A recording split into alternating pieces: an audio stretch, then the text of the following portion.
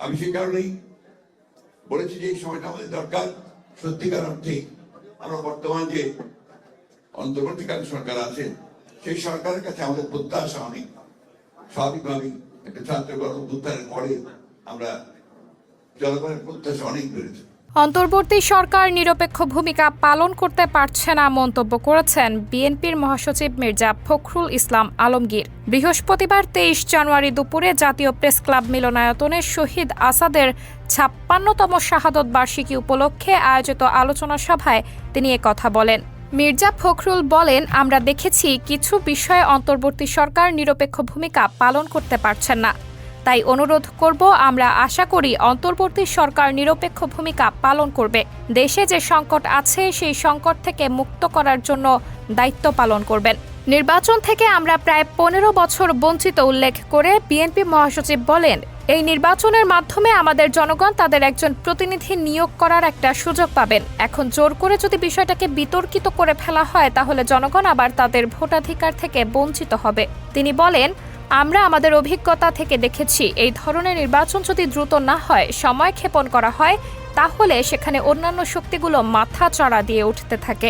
তারপরে জনগণের যে চাহিদা সেই চাহিদা থেকে পুরোপুরিভাবে বঞ্চিত হয়। মির্জা ফখরুল বলেন, আমরা এই কথাটা বারবার বলতে চাই, এখন যে অন্তর্বর্তী সরকার আছে সেই সরকারের কাছে আমাদের প্রত্যাশা অনেক।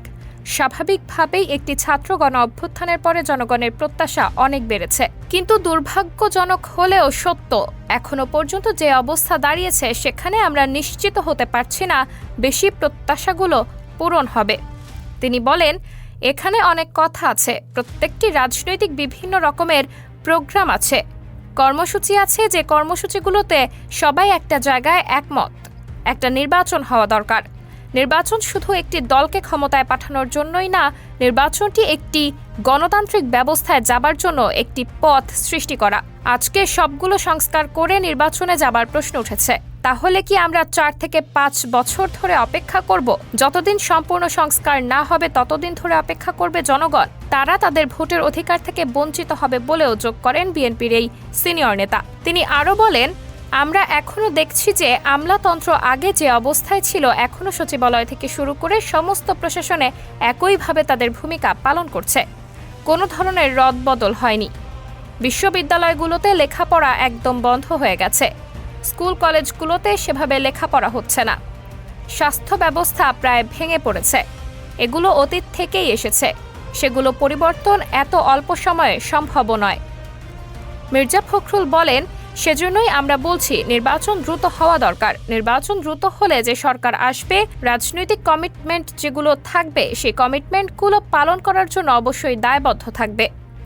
আলোচনা অনুষ্ঠানে আরও উপস্থিত ছিলেন বিএনপির চেয়ারপারসনের উপদেষ্টা আমানুল্লাহ আমান, জহিরুদ্দিন স্বপন, যুগ্ম মহাসচিব খায়রুল কবির খোকন, গণসংহতি আন্দোলনের প্রধান সমন্বয়ক জোনায়েদ সাকি ও শহীদ আসাদের ভাই ডাক্তার আজিজুল্লাহ এম নুরুজ্জামান নূর প্রমুখ। সাবরিনা জলিল, সবার কথা।